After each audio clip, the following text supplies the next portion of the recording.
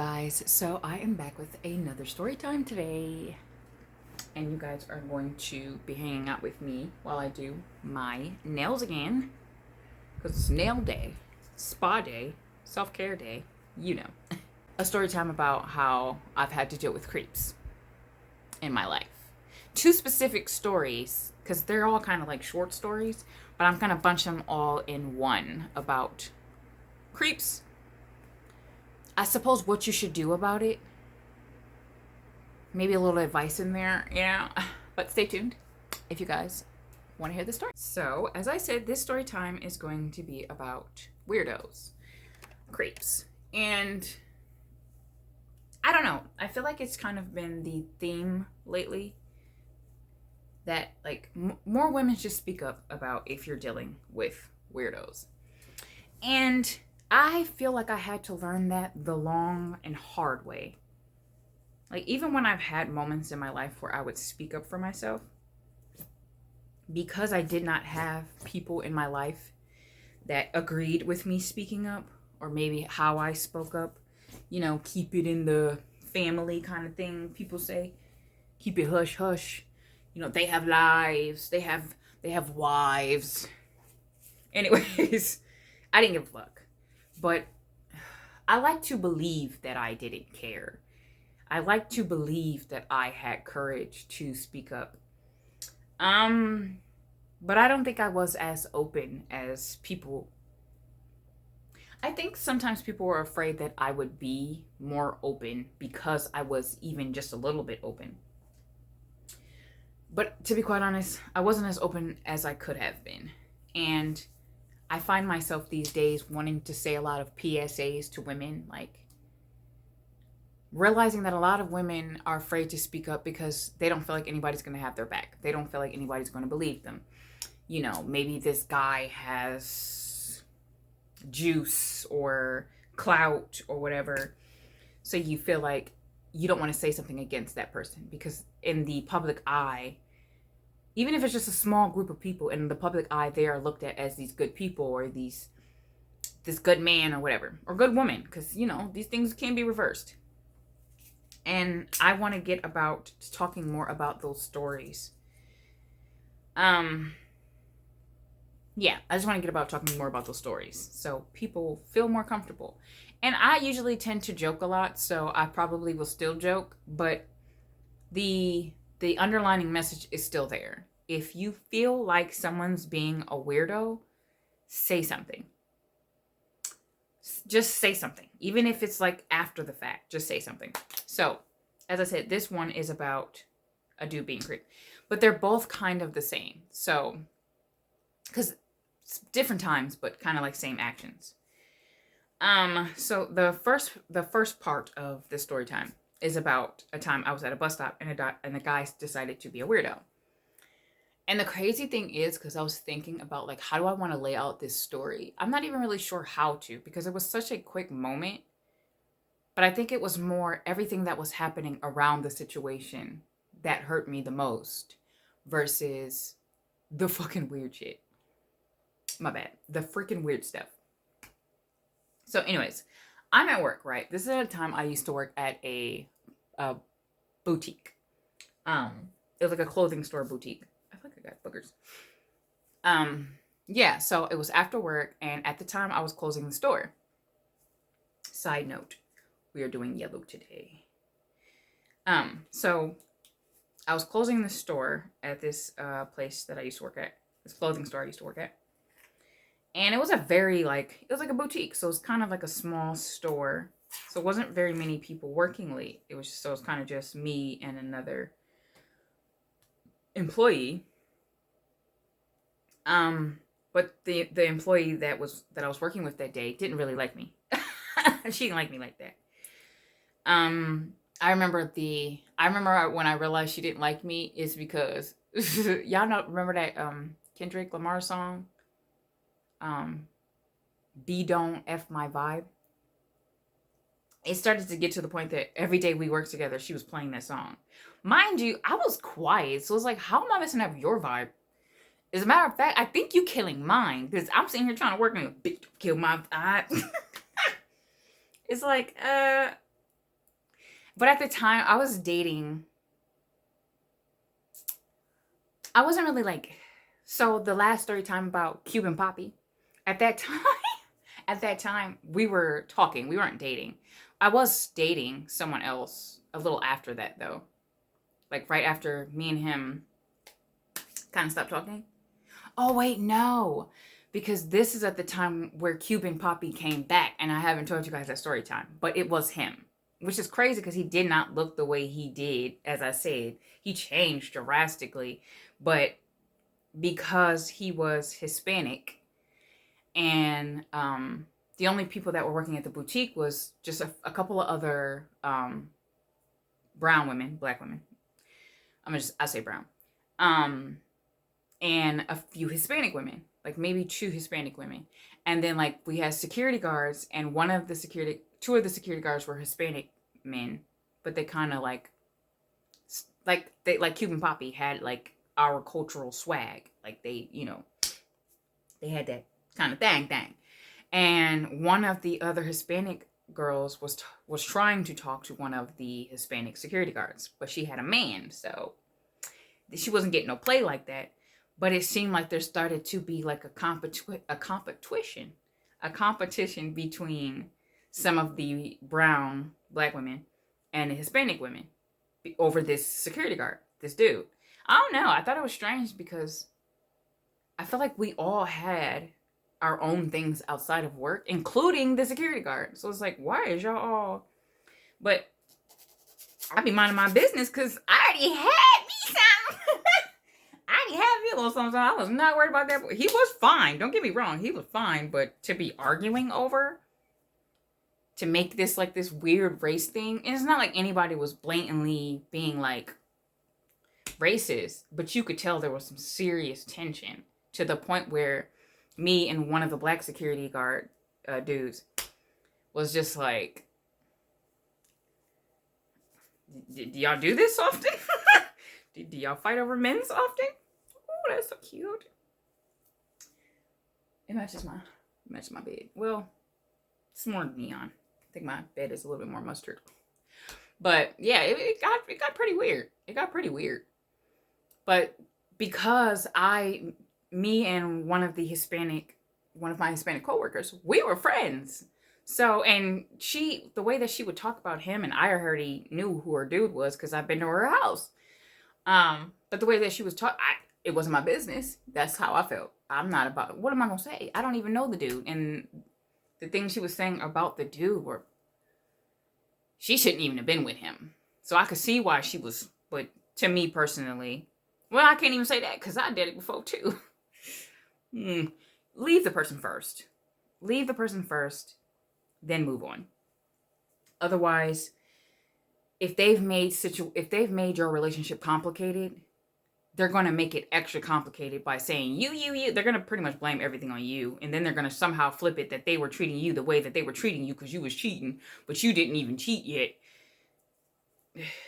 It's just, narcissists and their insecurities. So leave people first. But anyways, she did not F with me, the other black girl, because I felt like she thought that I was supposed to be on her side. I don't know. And I mean, if this was like racist stuff going, I still wouldn't really want to be a part of that. This ain't jail. Like, this is our job. But I could see if it was something to the point of racism. Right? But it was like y'all fighting over a man when y'all both have men and he has a woman. I don't care about this. You know what I mean? And it's not like we were just like, It's just that she would come to work and she would start talking to me and I would start talking back. I didn't see the point of ignoring her because y'all fighting over a dude that I don't give a fuck about. But it's fine. So that day when we were closing, normally I would get a ride with this. Oh, damn. I just thought about that. So one day, the security guard, the one that they were, I guess, fighting over, he gave me a ride. But it was me, him, and his dad. It's not like he was like, well, he would give me the looky look, but I was never giving him the look back. So it never went nowhere. It never turned into anything. And like I said, I'm not messing with nobody else's man. Ew. So he was a looker, but well, let's leave it at that. But I didn't think about that. So it probably has something to do with that. But it's like you have your own car. You know what I mean? Like you have your own car. So where's the confidence in, oh, I got my own whip? I mean, she could have at least looked at it like, you need a ride. I don't know. Instead of looking at it like, oh, I wish I didn't have a car, so I have to get a ride from him. That's silly. But yeah, so she left me hanging. I said all that to say that. We were closing that night, and normally either my other friend would give me a ride or her little man friend's dad would give me a ride. Well, him and his dad, but it was his dad driving. But she left me hanging, and it was like 10 o'clock at night. But I sure as heck wasn't about to be like, please. I mean, I probably should have. I probably should have put my pride aside. But I'm just like, she does not like me. And the last thing I need is to be dealing with some daggone rejection tonight when I'm already dealing with stuff. So, at this time, I had to be like 21. I was 21 years old. And the COs, even though they were like, so when that situation happened with T, they were pretty much like I said, they didn't mess with me anymore. And it was kind of like, oh, you need to get out, or you need to get a job, or you need to, which is fine. Like I said, it's not like I should be living off of people. But it was like I said, it was like, you need to do this, do this, do this. And then as soon as I finally do something, it turned into do well, but not better than us. Which, I was working at a boutique. I was not doing better than them. But I think it was just the point that I was doing well at all. Like, I've noticed in my life, people will put me down if I'm not doing well. It's like I'm the stepping stone for everyone. Oh, my life must be good because I'm not going through that thing she's going through. Or my life must be great because she's going through that. Or, oh, look, she needs this. So I don't need that. My life is amazing. So the moment I don't need anything or don't need anyone anymore, it feels like it turns into this, let's do whatever we can to bring her down. And that's pretty much the story of my fucking life. But the only reason why it affected me then is because I was still under their roof. Well, I mean, it affected me a long time even after that. But then it became like a mental game. But at this time, it wasn't really a mental game. It was a physical type of situation. So she leaves me fucking hanging. And now I'm getting texts blowing up my phone. You better make it at 12 o'clock. How the fuck does a 21-year-old have a 12 o'clock curfew? That's insane. And I couldn't even be the person who's like a wild, crazy, like, yeah. And then it was like, no, you got to do this because you be doing too much. I was at work. So I'm panicking. And like I said, I probably should have asked her. But I had so much pride at that time because I just did not want I did not want to feel like a failure. And I was just kind of like, I'm going to prove my point, which is, don't do that. Prove your point, but prove it the right way. Prove your point when there's nothing anyone can ever do to stop you. Like in this time of my life, right? I realized that even if I have to ask for like some sort of a help, I don't need anyone. I don't need it. I appreciate, help here and there or help with certain things so I can get certain things done. But I don't ever want to feel like I ever need anyone ever again in my motherfucking life. I mean, honestly, I don't. And I feel like I've built my head up that way. Because I've been through so much. It's like at some point in time, it's like, what more can you do to someone? At this juncture in my life, you'd have to literally like try to take my children away from me. Right? Like that could probably be the worst thing someone could do to me right now. And I think even then, even still, I'm already knowing like, yeah, I've got so many tricks up my sleeve. I got so many tricks up my sleeve right now that it's like, nah, you couldn't stop me. You couldn't do it. But at this time, it's like, damn, like I'm under somebody else's roof. So I'm over here panicking, right? Trying to get, I can't do shit. The bus is gonna come. I was taking the bus. So it's like, I think I closed at 11. And the bus, once it starts to get to a certain time of night, buses don't run the same. They go from like running every 15 minutes to running every 30 minutes to running every hour. And this is Vegas. This is like around the Strip Vegas. No, it actually wasn't. It was not around the Strip Vegas. If you were around the Strip Vegas area, then yeah, you can probably get a good consistent bus until like 2 a.m. But this was not around. But Vegas buses is not the same as like other places. Like I said, like New York used to give me this, taxi kind of vibe. Like you really could just walk everywhere or take a taxi everywhere or just bus or tram. But in Vegas, you might need to go up the fucking street and you gotta wait for 3 buses. You gotta walk 30 minutes. And it'll say you'll get there in about 3 hours and 15 minutes. I'm dead ass.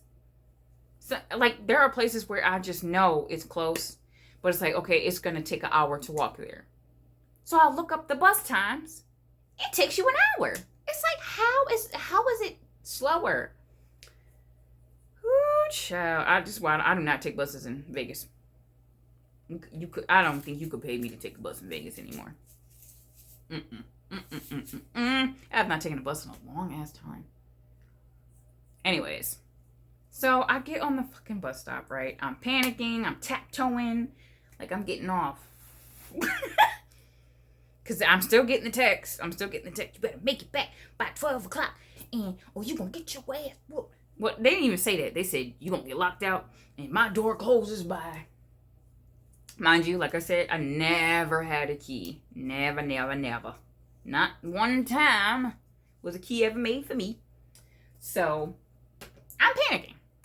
And I'm just like, looking at this damn phone. And then it's like being jabbed at about if I'm with a guy or you better ask that N-word to drop you off. And it's like, damn, that's crazy because I'm really by myself. 11 o'clock at night in the fucking dark, waiting for a bus that I could almost guarantee isn't even coming. Like, I got to a point where I just realized, like, I don't think a bus is even coming. So as I'm sitting there, and you know what? To be quite honest, I don't even remember how the fuck I got home. How did I? I think a bus actually did come. Because, yeah, I don't even remember oh man, I probably blocked out that whole thing. But I think a bus eventually did come though, for sure. Because I definitely ain't get picked up. And there was no way I was going to be able to walk that. But, so I'm sitting at the bus stop. And a guy comes. But he's kind of like I'm sitting, right? And then there's like that bus stop thing where it has like a shade area where you could sit down on a bench. It has like the little maps and the little number you call so you can see what time the bus comes. But he's like behind this little metal gate thingy, and there's like bushes. So I came through, like my job, I came through the bushes, down the little rock thingies, and then I came around and sat down. He's like behind the bushes. But because there's this metal thing and it's got like tiny little holes, I suppose you could see through it, but it would have to have been during the day. Because at nighttime, there's a little light here on the top thingy. So basically you can't see through it because it's lighter. You know how like if you're outside and if it's lighter outside, you can't see through your window. But if it was nighttime and you had your light on, then you can see through the window. It's like that. So, but this little gate metal thingy. And I can hear somebody like ruffling the bushes. So I'm like, and I'm like trying to do this little, like, what the fuck is that? But then it stops. So I'm like, okay. And I have this thing where cats find me, I don't care where I am. I always get like, not harassed by a cat, but I always get followed by cats. Or like in my old apartments, cats would like meow at my window. I don't know. I just attracted the hell out of cats. And I think the only reason why I don't now is because the neighborhood I'm in, it's kind of suburban. So, I mean, weird to say it, but I don't think they allow stray cats. I don't know. But when I used to live in the hood, I would always end up with a black cat that would follow me. So I didn't know if it was like one of those moments where I'm like, okay. And I mean, no joke. I would always get followed by a black cat. So it wasn't an odd thing. It's like the dogs chasing me. It was not an odd thing for me to randomly spot a cat. Cats love me. Dogs hated me. I don't fucking know. But I don't even know if dogs hated me. I just think they knew I was terrified. So they would harass the God of me. But yeah. So I'm just thinking, like, is it that? But I'm not really off guard about it. So I'm not like, oh, it's probably just another cat. Nah, I'm over here like, please be a cat. Please be a cat. And then I hear it again. So I peek again. It's a nigga. Eyes wide as fuck. Like, and he's just like, and I'm like, what the fuck? So I like dip back. And then he starts coming down the little slide of rocks. But he's still kind of like he's spooked by me. Like he's acting like he's spooked by me. So I'm just like, what the fuck? And I'm like, oh, hell no, damn. Like every time something happens to me, I swear, I always, like, as soon as I know something's about, I just know. I always know before something happens. And I'm just like, I feel like if I was to ever, you know, I feel like my last words would be like, oh, damn. Fuck, shit. Well, so I'm like, fuck, damn, what's finna happen? I know some weird shit's finna happen, but I didn't think it was gonna be this. But I just knew it was gonna be some weird shit. I knew it was gonna be some weird shit. As soon as I saw him, like, so he's like doing this, right? He's speaking through a little metal thing. So at this point, I'm like, nah, I don't feel good. I don't feel good. My stomach hurts. So I get up and I move away from this bench thingy. So now I'm kind of like underneath a overhead light. So traffic's coming. Y'all see me, right? So I'm like over this thing and I start boop, boop, boop, boop, boop. So I try to call the COs and I let them know, like, hey, I'm not really sure. And they didn't even fucking pick up. So I had to text them. And I'm like, hey, I'm not really sure this bus is even coming at all. Is there any way that you could just come get me? There's a weird guy out here. They had the nerves to say, we've been, and so we can't do that. But I'm like, I don't think I'm gonna make it. And I'm trying not to panic. Because this guy's, he's still like, so I'm over here like,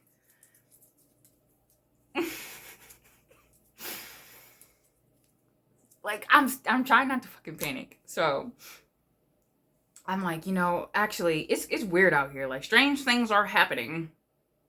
Strange things are happening. And they didn't care. Let me just say it that way. They didn't care. There's nothing that I could have said. I don't know. I would have said, the nigga's killing me. But they probably thought I was lying. They probably thought I was with a dude. For sure. They thought I was with a nigga. They thought I was with a guy. So I call a friend of mine's. Someone I thought we were cool. Like, I thought we were close. It's funny because his name is the same name as Cuban Poppy's name. So I'm gonna just call him Italian Poppy. But he started laughing. So I called him. I was like, hey, can you come get me? And he started laughing. You know who you... I tell you right now, if nothing has ever taught me this, I don't care what you're going through. I don't care how many times you go through stuff. Because I used to go through a lot. And I used to believe that because I went through so much weird shit all the fucking time, that people probably looked at it like, oh, Mickey's in some stuff again. But it's like, it's not like I'm like out clubbing and then I got myself into something. It's like I'm trying to go home from work.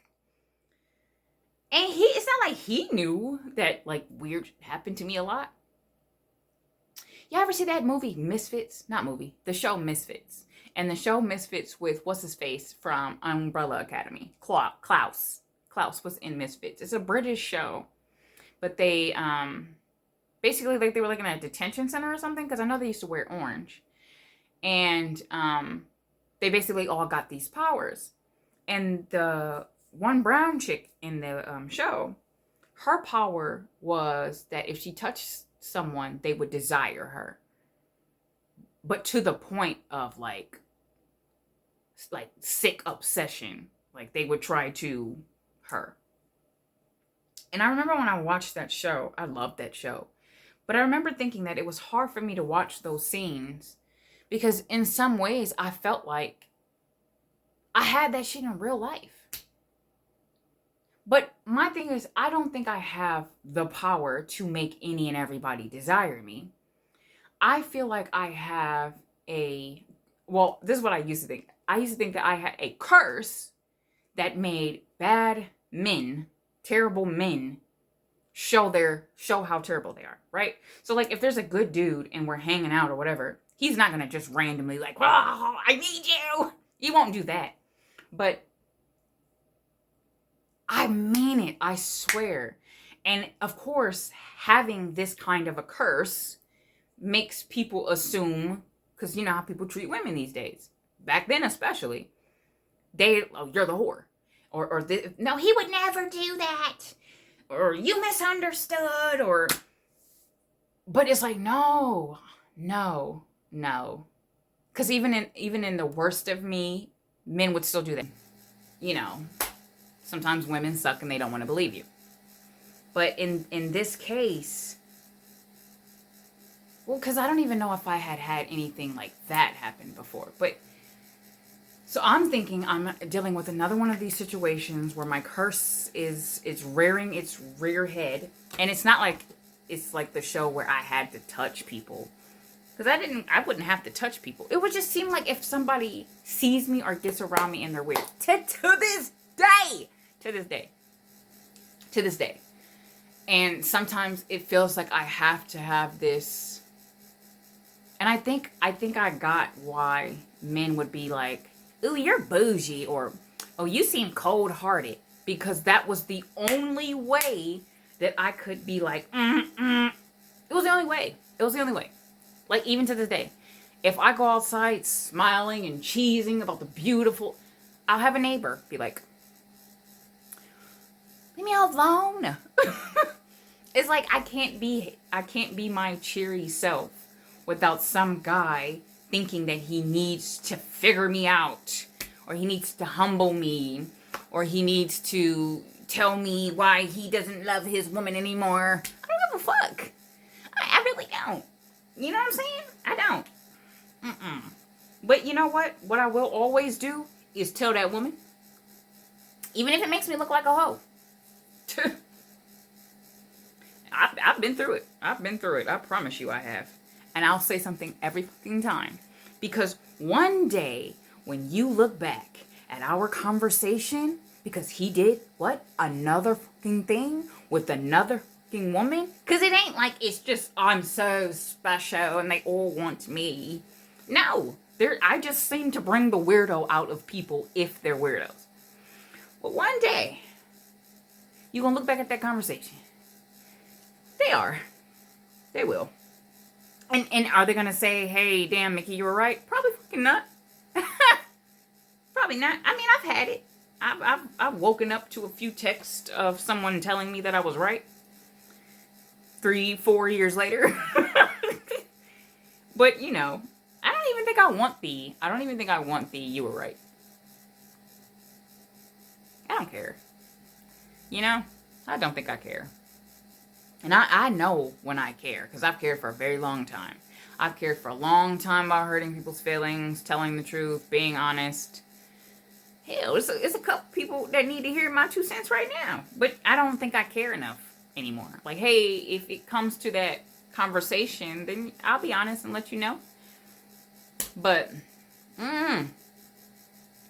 I finally feel released of giving a fuck for the first time. It's probably because I'm about to be 33. They say when you're about to turn 33, either your year. Well, it should be your year. When you turn 33, either your life is about to fucking take off, or you finna do the same for another 10 years. For another 10 years. And somehow I think I'm gonna take off. Anyways, the point is, so I'm texting this dude, and this motherfucker, the fucking weirdo sits down on the bus stop, and he pulls his he pulls his weapon out. He pulls out the schlong dong lakong and starts going to fucking town. And I wish I was joking. I was such in shock that I didn't even pretend like I wasn't in shock.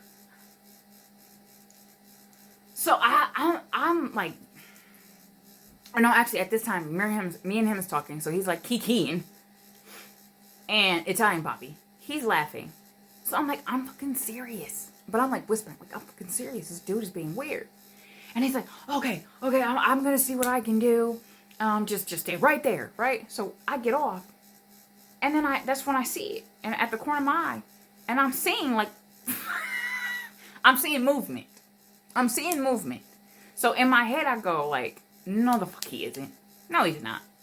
So I turn around, but I intentionally knew that if I turned, I had to be aggressive. At that point, I have to be aggressive. Because this man was not a small man. This dude was fucking, like, buff. And this is, I don't know what I look like now. I don't know if I look, like, to other people's perception, if I look small. But I was smaller then. I think I'm like 140 something, 147. I was like 135. So I'm like, nah. Because I don't know how this is going to go. But I had to go with my intuition. And my intuition said, you better bust a Yui like hard. Like hard. So I just turned around like, what the fuck is you doing? Loud. Loud as hell. As loud as I could possibly make it. And I'm not a yeller. But I do have quite a deep voice. So I'm just like, what the fuck is you doing? This man goes, ah! He had to be on the booger sugar. That man had to be on the booger sugar. He goes, ah! He screams like a whole and like starts stumbling. But like I said, he keeps acting as if like I'm scaring him. But I said, fuck it, I'm gonna go with it. So I said, get the fuck. And as I say that, it was like another white dude. I said another white dude. He wasn't white. It was a white dude comes up. And he's like, is everything okay? And this dude is just like fucking scrambling through these bushes. Like, why he didn't just walk down the fucking sidewalk? I don't know. He was off something. He was definitely off something. He's trying to like scramble. He's trying to like fucking scramble through these bushes. But it looked like the twigs has gotten him. It looked like the twigs got his clothes. So he's like,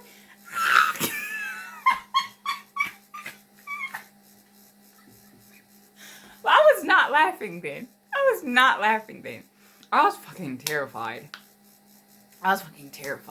Because here's this big ass black dude with his fucking dangling sling trying to get through bushes. Like, is the bushes cutting you? Oh my God. It was wild. And so the guy's like, oh, are you okay? And I'm like, yeah. You know what time the bus is coming? Because I didn't even got time to really, like, I didn't have time to process what the fuck just happened. I went from, like, fear of this to boom, like, oh, fuck, I still have to make it back or I'm going to be sleeping outside. And if I'm not sleeping outside, then they're going to argue, lecture, beat. I don't know. Either way, it was going to be a wild night if I didn't make it back 12. And it's like, but I'm still expected to wake up the next day and make sure I help pay some bills. So I can't. It's not like I can just be like, oh, I need to take a day off because I just spent the last 5-6 hours getting berated because I had to open the store the next day. So no, I got to go to sleep. So I'm thinking of it like, because I've been through that. I had already been through that before with another job where I would have to, or I was asked to do overtime, but my overtime only went to like 8 or 9, so it wasn't even as late as closing at this job. Just for me to go home, be lectured, and mind you, when I say be lectured, it's I'm being modest. It was more like being berated, being tortured, being abused mentally, verbally, sometimes physically, right? So it's like, but then I'm still expected to get up in the morning, don't miss class, still have good grades, still be making that money so I can help pay that bills. And still make sure I have monies for grocery money because I was not allowed to eat their food. So I'm like, I go from this to, I gotta go. No, do you know what time the bus is coming? And this man is like, looking at me like, the bus? But I couldn't say like, this isn't the scariest thing to me right now. That wasn't even the scariest thing to me. And looking back on that, that's fucking insane. It's insane that I never had a moment to even, like, now that I'm at this stage in my life where I'm healing, I realize that a lot of things that I've gone through, I never had a moment to process anything. And I would just be like, on to the next thing, because we gotta eat, because we gotta survive. And it's like I was constantly in this weird fucking survival mode to the point that people could do anything to me. And I thought that if I at least said a little something, I was letting that go. Oh, it's not on my shoulders. And it was still. Because now I'm losing friends, or I'm losing family, or I'm losing jobs. Because, I don't know. I suppose because I'm not really releasing anything. So then it comes up in another way. My anger comes up. Or like how I talk to people come up. Like wrong at a job. I can't be like, listen, I didn't have a good fucking day today. Fuck you and your customer service. Or fuck you and my customer service. I don't know. I've never said that. I've never even done that. But sometimes I think when you look like a doormat enough to people, they'll do anything. They'll do anything, and they'll be like, she won't do nothing. But, you know, like I said, I was a vengeful person, so I never really not did anything. It probably would show up in a way where someone's like, where did this come from? And I'm like, remember that time back in 19 motherfucking 7? I ain't forget, bitch. I never forget. Yeah. I've done some questionable things. But, yeah, so that fucking happened. The bus did end up coming. I'm about to say his name. Italian Poppy. He ended up calling me back, but I was just like, never mind. And I think he got a little pissed that he put his clothes on, and I get that, but I was like, I don't give a fuck. I don't give a fuck. I don't give a fuck. The fact that you even laughed at me, and we honestly stopped being friends after that. Because I really did cuss him out. I was like, why the fuck would you even laugh? So I'm on the bus like, you. Because you over here laughing. And then he's like, oh, I didn't know it was that serious. How? How do you unseriously sneak up on someone, whip your out, go to town, and run through the bushes? I mean, I could see how it's unserious because how fucking stupid that is. But the person going through it, how do I make this a joke? How do I say to myself, this is actually quite funny? I guess it's been 10 years? 10 years later? 10 years later, hey, Italian Poppy, it actually was funny. What? Because I'm not even laughing because it's funny. I'm more laughing because sometimes I don't understand how people could be that fucking weird. And then other people that you tell it to, that you say these things to at the time. Because now if I tell the story and people laugh, I don't care. Because it really is funny now. But like if I heard someone going through that right now,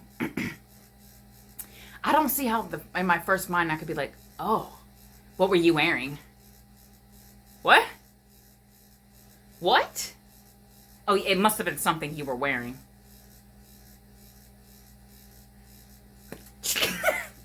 Bitch, you finna be wearing this black eye. Stop